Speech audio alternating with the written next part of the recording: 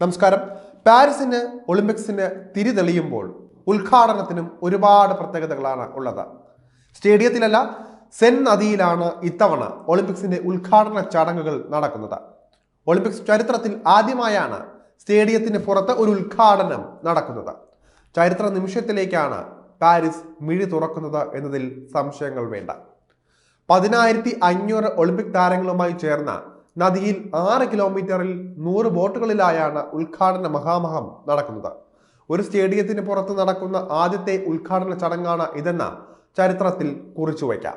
3 മണിക്കൂറുകളോളമാണ് ഉദ്ഘാടന ചടങ്ങ് നടക്കുന്നത്.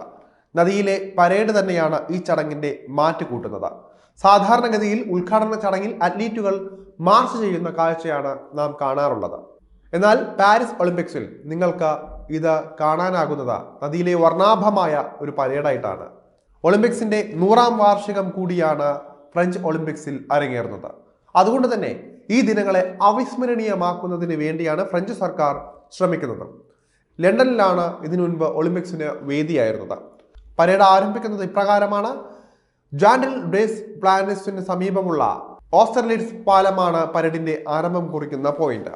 പിന്നീട് സെയിനിലൂടെ 6 കിലോമീറ്റർ യാത്ര തുടർന്ന നോട്ട് ഡാം, ലുറെ പോലെയുള്ള ഐക്കണിക് ലാൻഡ് മാർക്കുകളിലൂടെയും കടന്നു പോകും. യാത്ര അവസാനിക്കുന്നത് ഏന പാലത്തിൽ വെച്ചാണ്. പരേഡിൽ ഏകദേശം 10,500 അത്ലീറ്റുകളാണ് പങ്കെടുക്കുന്നത്. 100 ബോട്ടുകൾ ഇവർക്ക് സഞ്ചരിക്കുന്നതിനായി ഉണ്ടായിരിക്കും. ഡെക്കുകളിൽ സജ്ജീകരിച്ചിരിക്കുന്ന ക്യാമറ ഉപയോഗിച്ച കായിക പ്രേമികൾക്ക് നിങ്ങളുടെ ഇഷ്ടതാരങ്ങളെ അടുത്ത് കാണാൻ സാധിക്കുകയും ചെയ്യുന്നുണ്ട്.